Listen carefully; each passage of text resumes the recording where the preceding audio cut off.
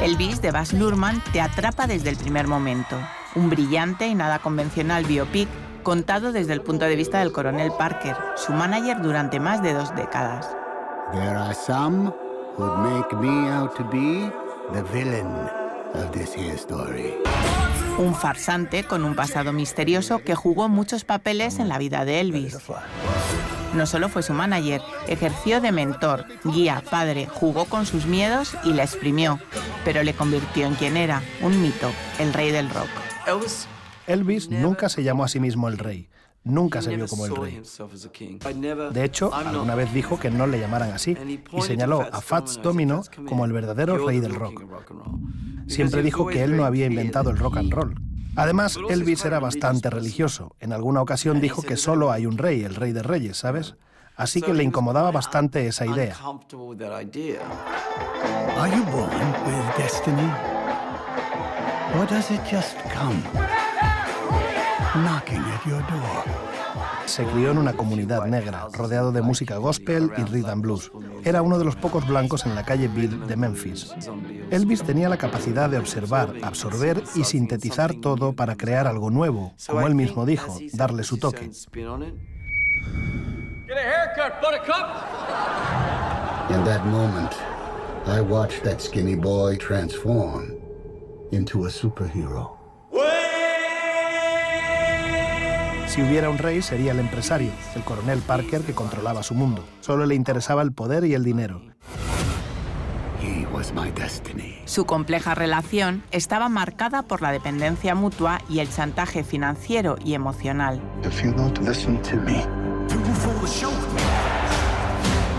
all that your mama has sacrificed for you will be for nothing. El coronel vende al genio y Elvis se siente vulnerable en ese nuevo papel. Los dos se juntan y ¡boom!, surge el problema. Su música se convierte en algo más que música. Se convierte en política, en un problema para los racistas.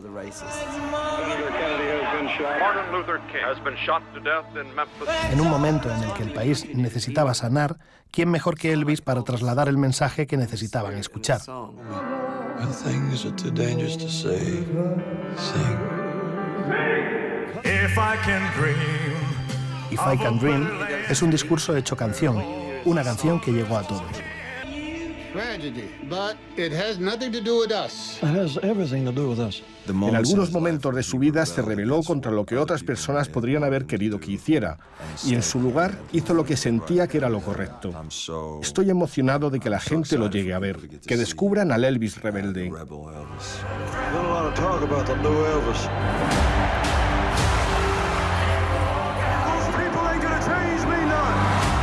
La historia de Elvis es una historia trágica.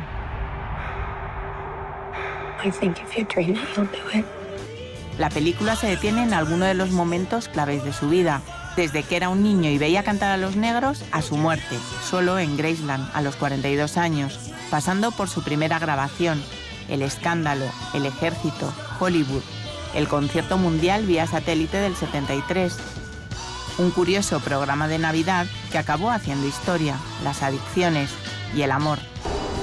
Never met anyone like you. Elvis es una película sobre el amor, y no necesariamente el amor romántico, que lo hay. Más que dar amor, buscaba constantemente ser amado, y ahí está la raíz de su sufrimiento. Austin Butler, actor y cantante, aceptó el reto de ser Elvis, y Khan cayó rendido a sus pies. Allí, junto a Priscilla Presley, vio la película por primera vez. Interpretar a Elvis es una gran responsabilidad. Sentía tanta presión que me despertaba por las noches. Quería hacerle justicia. Es un honor, un privilegio increíble y una gran responsabilidad. Elvis es un mito y varias películas se han fijado en él. Si a una vida o una historia fascinante se une el particular estilo visual de Baz Luhrmann, el resultado es barroco, perfecto para la ocasión.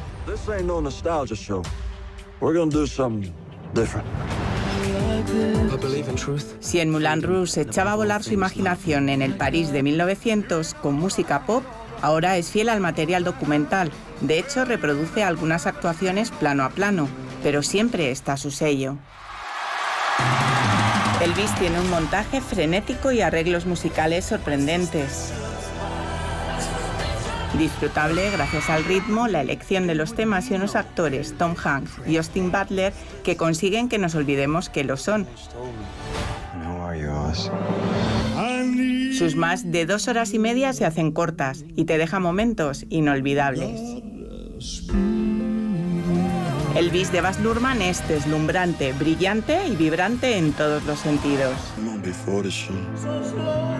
And nobody's gonna remember me.